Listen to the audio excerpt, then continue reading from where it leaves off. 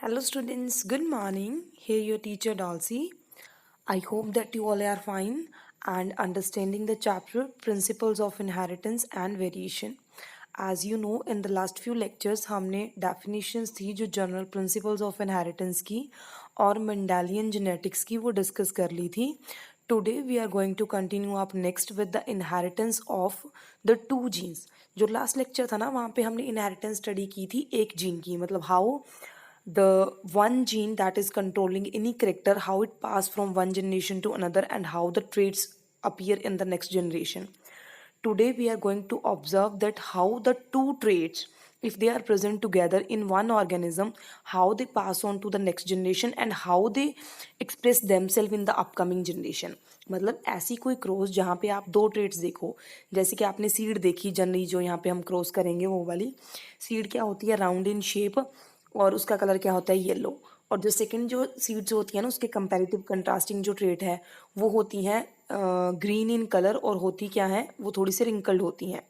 तो उस ट्रेट को स्टडी करने के लिए जो लॉ हम स्टडी करते हैं उस लॉ को कहते हैं Mendelian second law of inheritance and that second law of inheritance is known as law of independent assortment.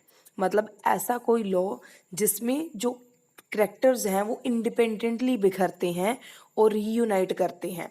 ऐसा नहीं है कि एक पेरेंट में जो सीड है अगर राउंड और येलो है तो नेक्स्ट जनरेशन में भी राउंड और येलो ही बनेंगी सीड्स, ऐसा नहीं होता. F2 जनरेशन में हम देखेंगे कि राउंड येलो सीड्स भी बनेंगी, राउंड रिंकल्ड भी बनेंगी, ग्रीन राउंड भी बनेंगी और ग्रीन रिंकल्ड भी बनेंगी. मतलब कोई भी ट्रेड किसी भी ट्रेड के साथ यूनाइट कर सकता है. इस डबल ट्रेड की जो इनहेरिटेंस है उसको हम स्टडी करते हैं with the help of dihybrid cross. ऐसी क्रॉसेस को क्या कहते हैं, डाई हाइब्रिड क्रॉस, क्योंकि हम एक टाइम पे एक ही पेरेंट में दो दो ट्रेड्स को क्या कर रहे होते हैं, स्टडी कर रहे होते हैं. That cross is said to be the dihybrid cross. तो डाईहाइब्रिड टेस्ट क्रॉस जो पहले मैंने टेस्ट क्रॉस आपको कल करवाई थी इन द जूम लेक्चर, वहाँ पे मैंने बताया था कि वेन एवर आप F1 जनरेशन जो आपका पेरेंट होता है उसकी जब आप क्रॉस कराते हो किसके साथ, रिसेसिव वाले के साथ, तो जो रेशियो बनती है वो क्या बनती है मोनोहाइब्रिड क्रॉस में 1:1. अब यहाँ पे क्या है रजे, ट्रेड्स कितने हैं, दो. क्रॉस कौन सी वाली है, डाई हाइब्रिड क्रॉस. तो एक साइड तो गैमीट्स क्या बन गए, वो capital R small R capital Y small Y, यही था ना. उसमें से कितने टाइप के गैमीट बनेंगे, चार तरह के. एक कैपिटल आर कैपिटल वाई, दूसरा कैपिटल आर स्मॉल वाई, तीसरा स्मॉल आर कैपिटल वाई, चौथा small are small Y.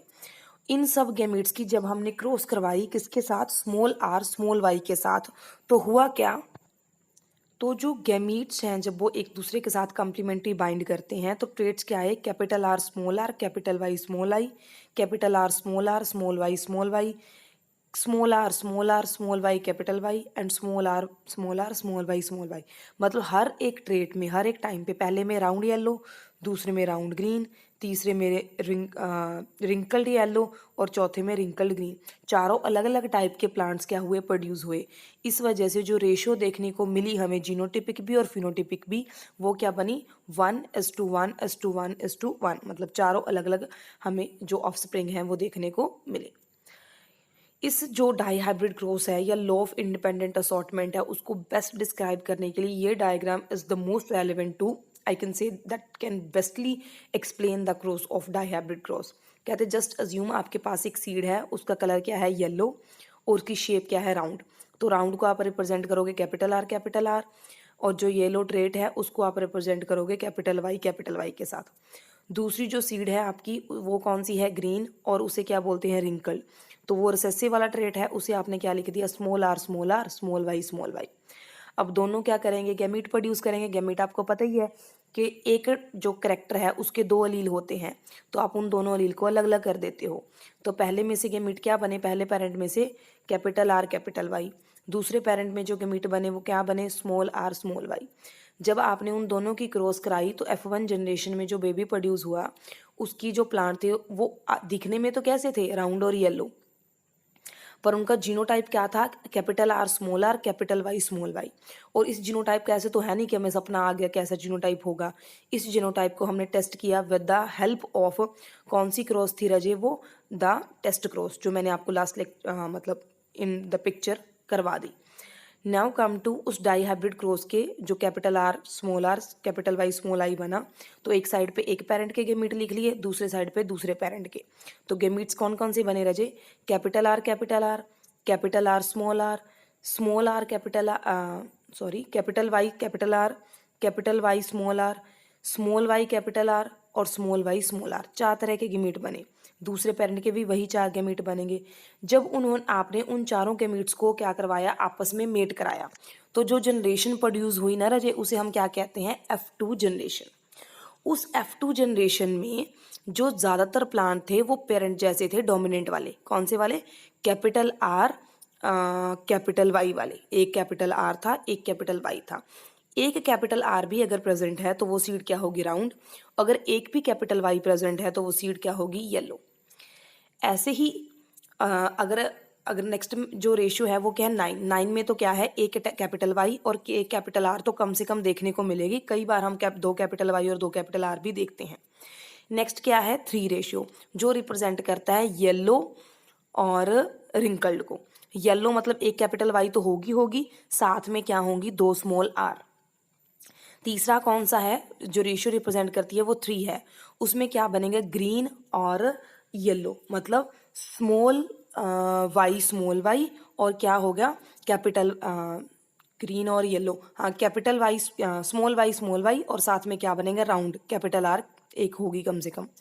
Last जो है वो आपका एक ही बनता है, वो कौन सा बनता है? रिसेसिव। दैट इज उसमें दोनों क्या होंगी? स्मॉल वाई और दोनों क्या होंगी? Small R. ठीक है। अगर 2 कैरेक्टर देखने को मिलते हैं तो आप कौन सा ट्रेट दोगे? रिसेसिव वाला। अगर एक भी डोमिनेट देखने को मिल रहा है तो आपका क्रॉस क्या होगी? डोमिनेट वाली। तो जो आपकी फिनोटिपिक रेशियो है वो आपने 10th में किया भी होगा, वो क्या आती है? 9:3, 3:1। और जो जीनोटिपिक रेशियो है उसका जनरल सा कोड याद रखना, 1:2:1, 2:4:2, 1:2:1, 121, 242 और फिर वापस 121, 1:1, 2:4:2 एंड 1:1। ये जीनोटिपिक रेशियो है किसकी? आपकी डाईहाइब्रिड क्रॉस की, according to the law of independent assortment. Now मैंने आपको ना कल एक वीडियो में एक बात बताई थी कि जो मेंडल है ना, that was not too lucky कि जिसकी पहली बार में रिसर्च इतनी ज़्यादा प्रेज होगी। ऐसा कुछ नहीं था। जब तक मेंडल जिंदा रहा ना, किसी ने उसके वर्क को रिकग्नाइज ही नहीं किया। ठीक है, उसका वर्क कंप्लीटली अनरिकग्नाइज्ड रहा फ्रॉम 1865 टू 1900। तो मैंने बताया था 1900 में 3 साइंटिस्ट आए थे, Hugo de Vries, Carl Correns and the Tschermak. इन तीनों साइंटिस्ट ने मेंडल के वर्क को रीडिस्कवर किया, जिस वजह से आज हम मेंडल को क्या कर रहे हैं? मतलब ऑब्जर्व कर रहे हैं, उसके एग्जामिन को स्टडी कर रहे हैं। उसकी लाइफ स्पैन के दौरान ये बिल्कुल नहीं हुआ। तो क्या क्या रीज़न थे? एक तो कम्युनिकेशन की कमी थी, उसने अच्छे से बताया नहीं कि जीन्स क्या होते हैं। उसने मैथ्स को यूज़ किया इन बायोलॉजी, जो एक्सेप्टेबल नहीं था एट दैट टाइम। और उसके पास कोई एग्जिस्टेंस ही नहीं थी, उसको पता ही नहीं था अभी वो जो बात कर रहा है अबाउट द फैक्टर्स वो होते क्या हैं। वो तो जस्ट अज्यूम कर रहा था अभी कुछ ना कुछ ऐसा होता होगा जिसकी वजह से ट्वीट हो रहे हैं। So he was not sure about his conclusion and he was a kind of gentle guy, I told you yesterday as. सो ये जनरल सा पैटर्न था, ये हो गया। Thank you.